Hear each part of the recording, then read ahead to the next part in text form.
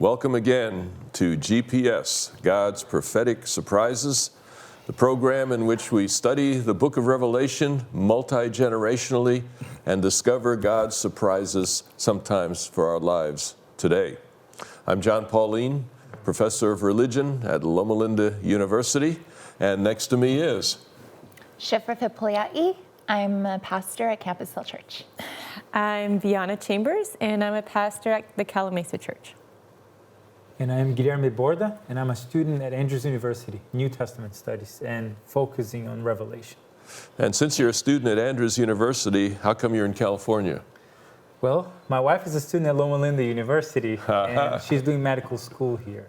So that's what brought us here. I joke with my friends from Andrews that I am in exile, but I also compliment and say, but it's a great place to be in exile in. Yeah, That's when I true. find out it's 70 degrees in January every so often, that's, yeah. Patmos is not so bad. Yeah, and again, that's the interesting thing about Patmos. You know, we often think of John being a prisoner on Patmos, but every time I've been on Patmos, I said, I could live with this.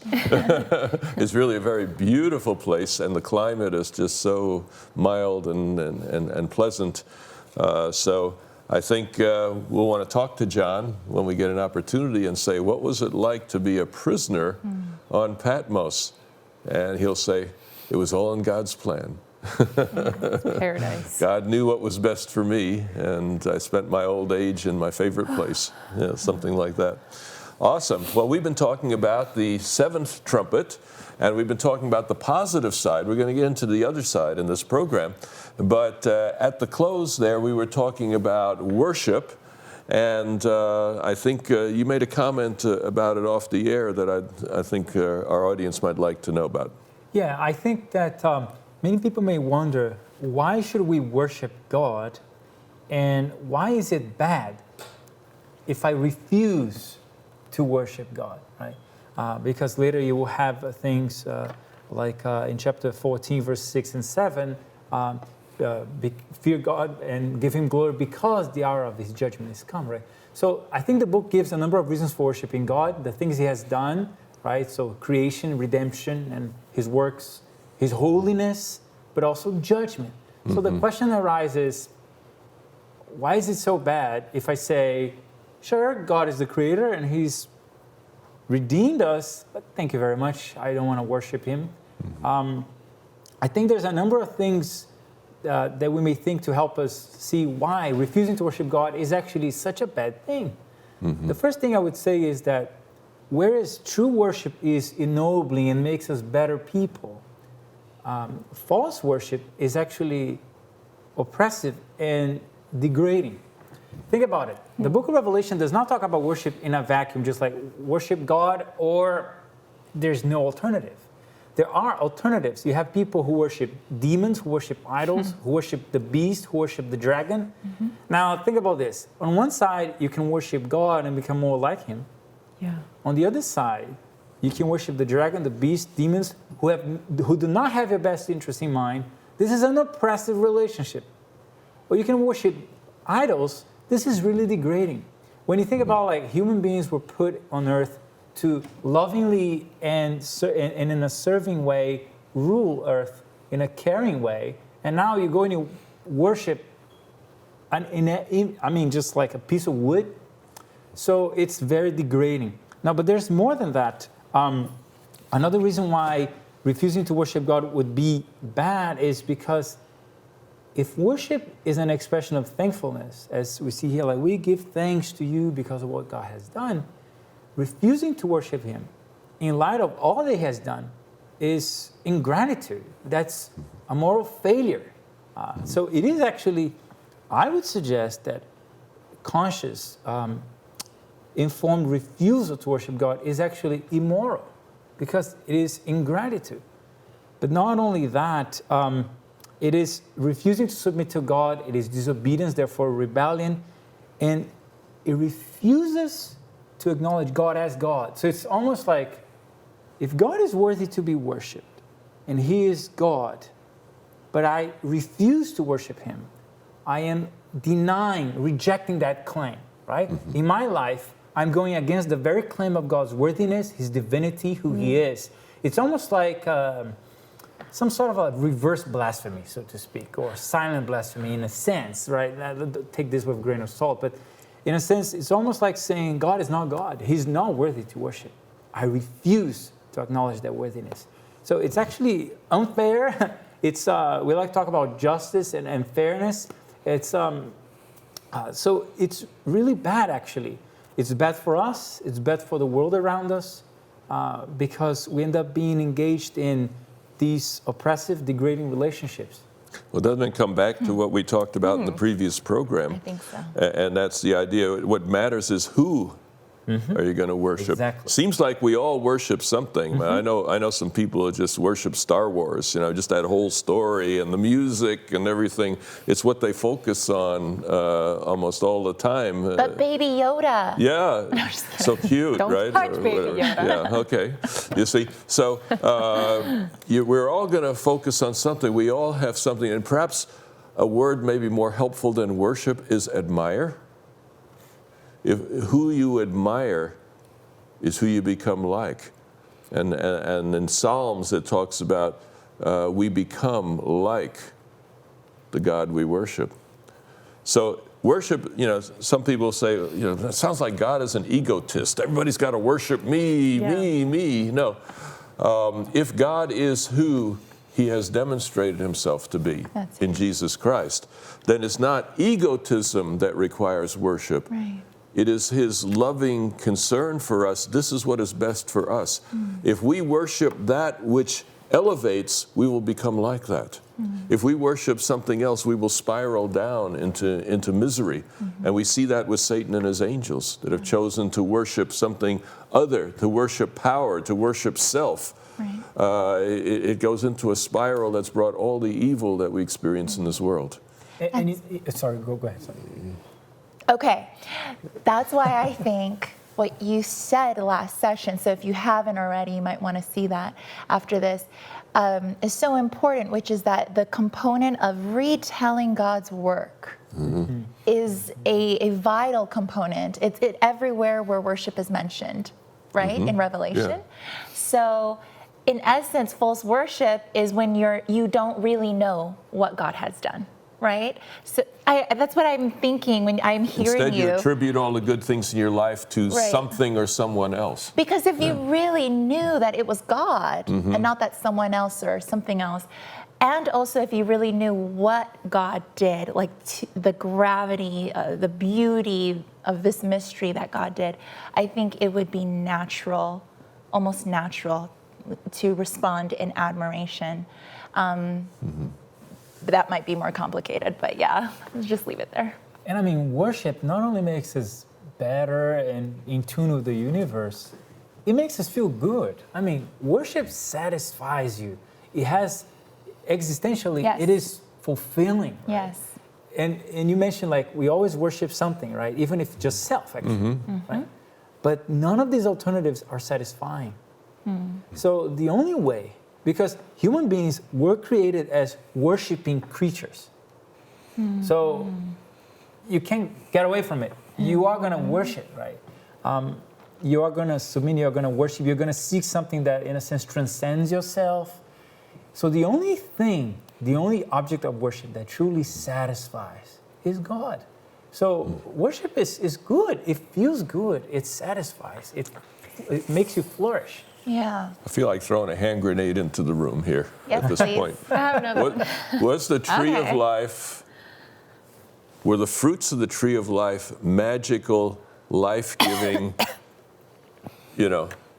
force, or is it a symbol? Because if the source of life is really the glory of God, then to cut yourself off from the source of life, worship is basking in the glory of God. Cut yourself off from the source of life is to mean that source of life becomes a source of death.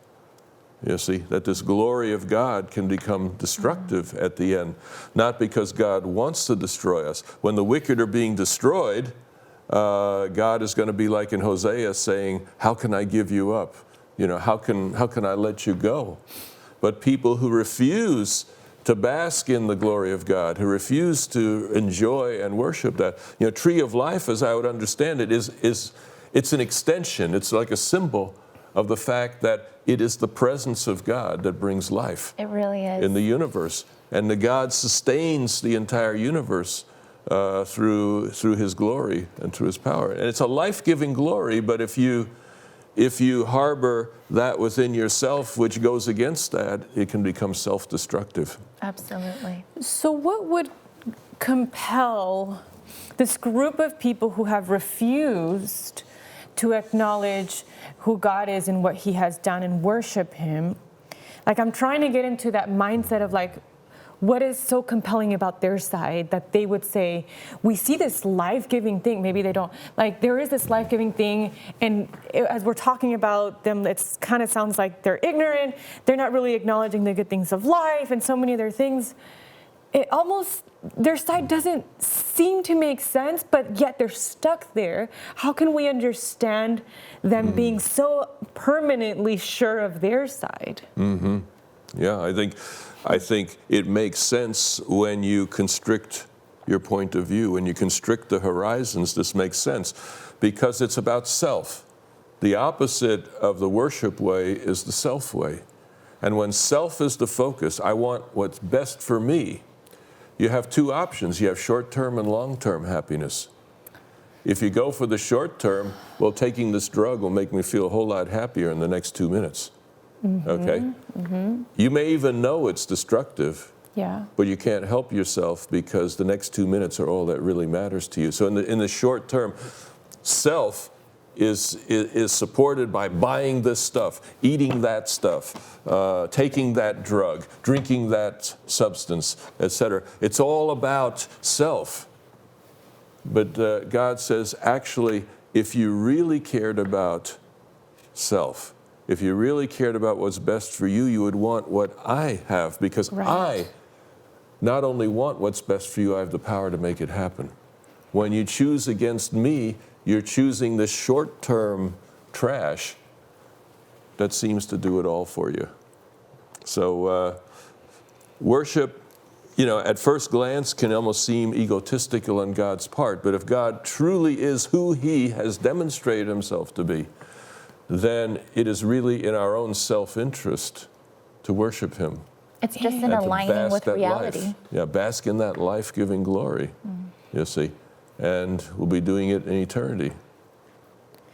Yeah, I think though we have to be aware of this concept and keeping that at the forefront, because I think of I fall into this sense of superiority quite a bit. And so I read this and I hear your comments and I'm tempted to walk out of this room and say, oh, you ignorant people, like, oh, you just have no concept of what's good for you. And kind of look down on them as like, sorry, you're not gonna get saved, but I am.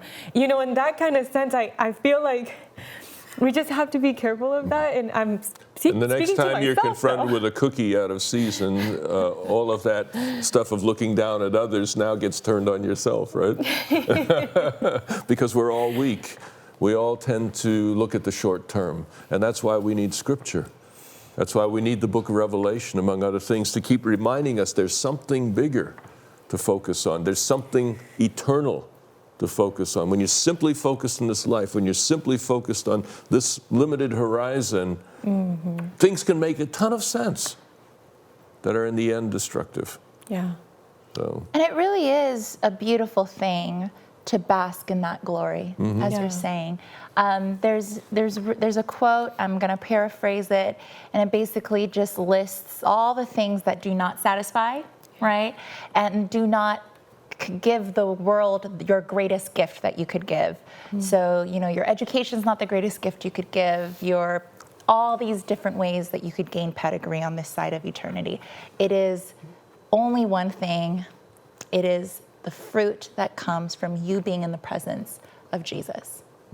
And when you bask in that glory, in that tree of life glory, right? The source of life, and you're fed and you're basking in it and you're beholding and you're changed, what comes out of that is just the best thing you could give just from being in the presence of Christ. And that's the beauty of worship, is that it satisfies you and it satisfies others.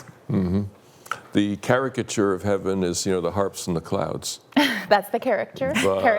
What heaven is really about is basking in the life-giving presence of God. That's it. Absolutely. And that in that presence we achieve our fullest self. Yeah. All right, wow. And that's, we haven't even read a text yet, but that's just spilling over from the previous program. And if you missed that program, go on to the website, LLBN.TV, and you can find archived some of the previous programs that you may have missed. And you won't want to miss the one for last week if you didn't get it, because that's the foundation for what we were doing here. And you were telling me now, I said something about fear. We have fear God, give him glory. Yeah. The word fear is easily misunderstood because obeying God because of fear is the lowest level of motivation. That's right. See, we're talking about obeying God at a higher level of motivation, which is to say, God wants what's best for me. I embrace his will for my life because that's the best thing for me and that's what I want.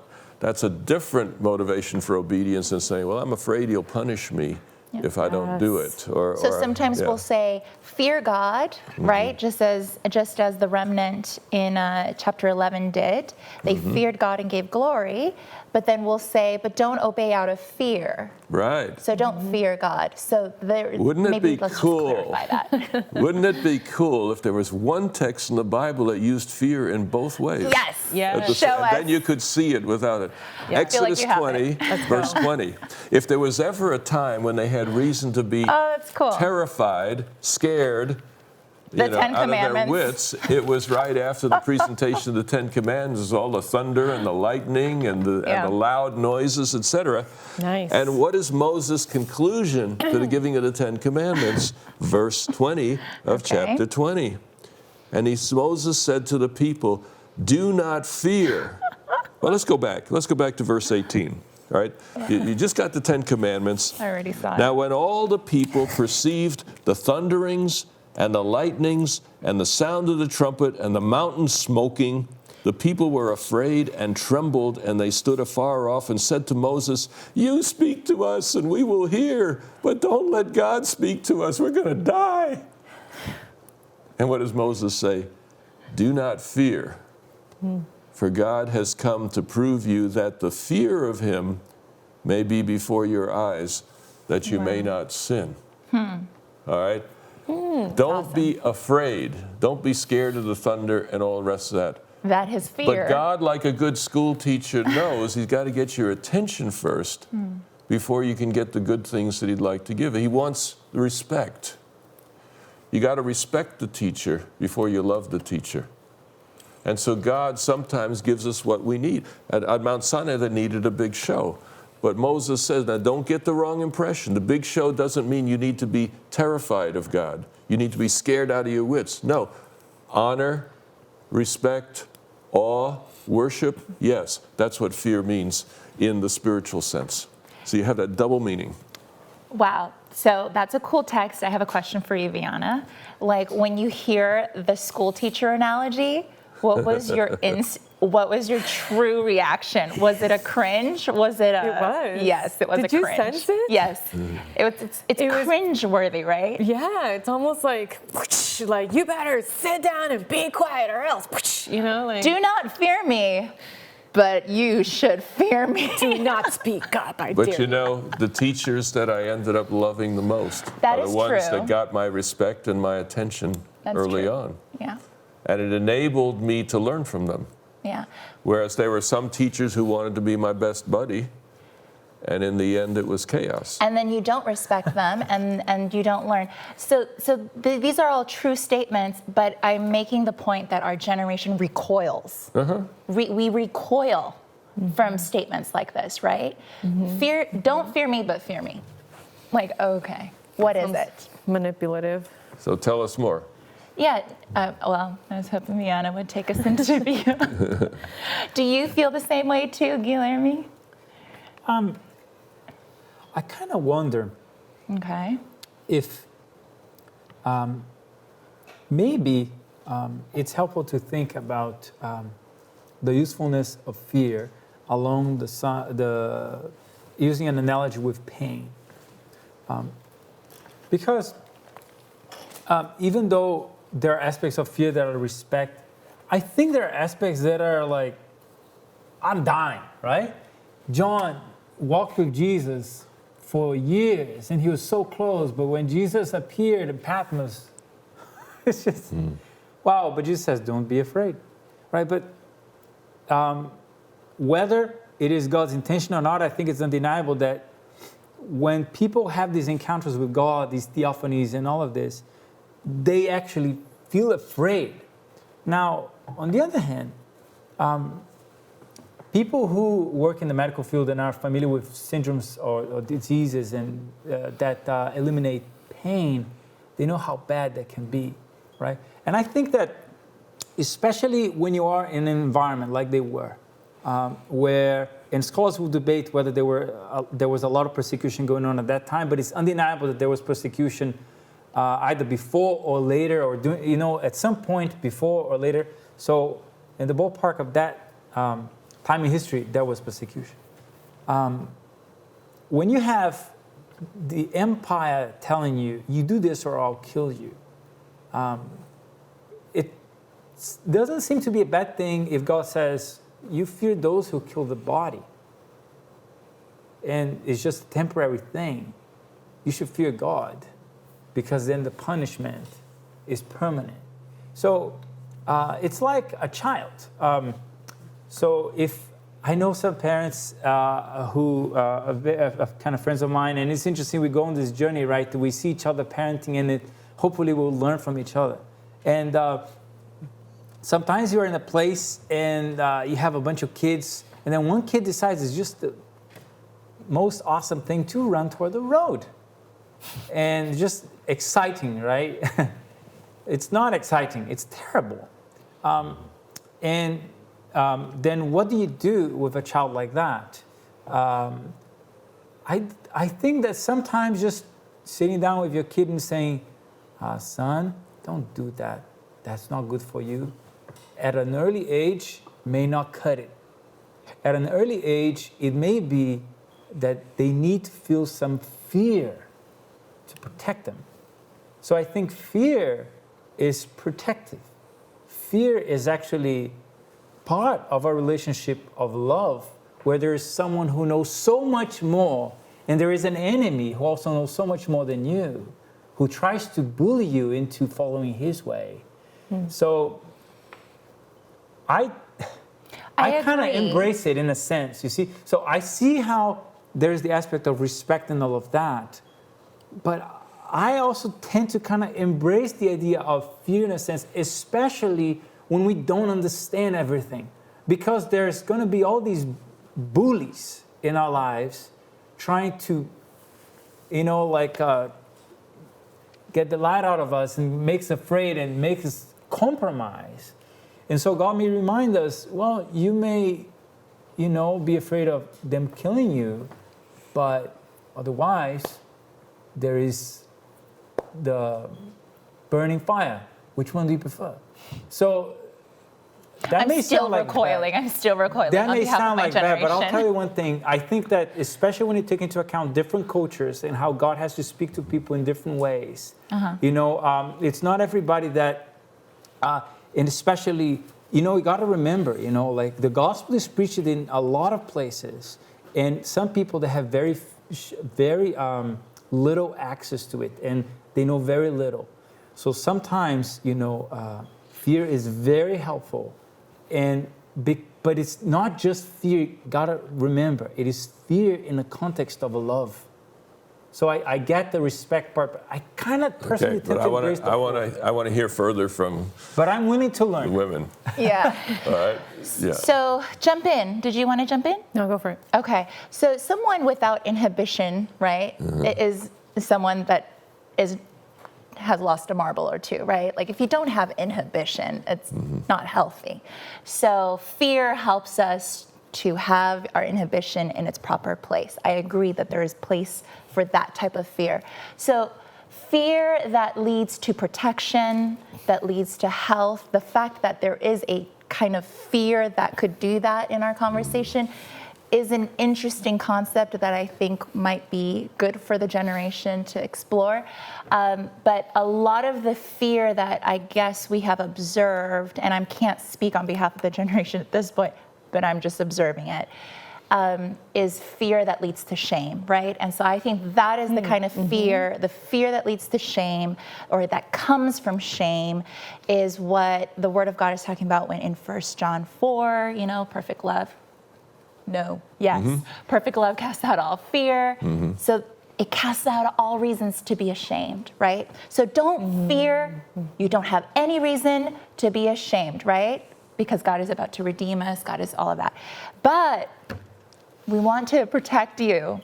So may God's fear be with you. Sounds a little bit more like I can lean into that. What do you think? Is that language? Yeah, because I feel like emotions some of them have been very vilified, over time. It's like, you can't be angry, you can't be sad, like, you can't be afraid, like, be happy. Don't be depressed, don't be down. And they're all neutral, right? They're just emotions, and fear happens to be one of them that I feel like we have to start giving it its rightful place in a platform of neutral emotions again. And I think, yes, once you go down into like secondary places like shame, that's when you're like, okay, let's stop right there. Let's bring it back to just fear, like where it's still neutral and it has its place, like you were saying, it's protective, and it has so many benefits to allowing yourself to know fear, to dwell in fear, and make that part of the revolving emotions that you live in. Whoa. And the fear, God, I think one point that needs to be made clear is God will accept worship based on fear. Wow. God will accept obedience based on hoping for a reward. I mean, the rewards are offered in the book of Revelation. So the beauty of it is that God will accept it, but it's so much better when the obedience, when the worship arises out of less selfish means. Yes. And the point I would make is, and we wouldn't use the word fear to talk about the gospel today. Okay, that is jarring, etc. The Bible is an ancient book. God was meeting people where they were, and we need to translate that into today's world. That's why you folk are here, you see. Some of us may have been with this word anciently longer than some of you, but at the same time, we've got to translate it into a new generation and translate it into a new context. And we would not use the word fear to describe the gospel probably today because it's so open to misunderstanding. And we should not miss the fact that Revelation wants to make us courageous people, right? Way at the end, who knows, episode 550, I don't know. Right, there's the cowards are outside of the city. Right? That's right. I think I may have heard this somewhere, but when you fear God, you don't have to fear anything else. Yes. You can be brave and courageous. And that's a great note for us to close on, to recognize that in the book of Revelation there's this other side, the courage on the one hand. Yes. Honor God is I guess the best way to talk about fear as it was meant in Revelation. That's it. Thank you again. Amen. This is GPS. See you again next week.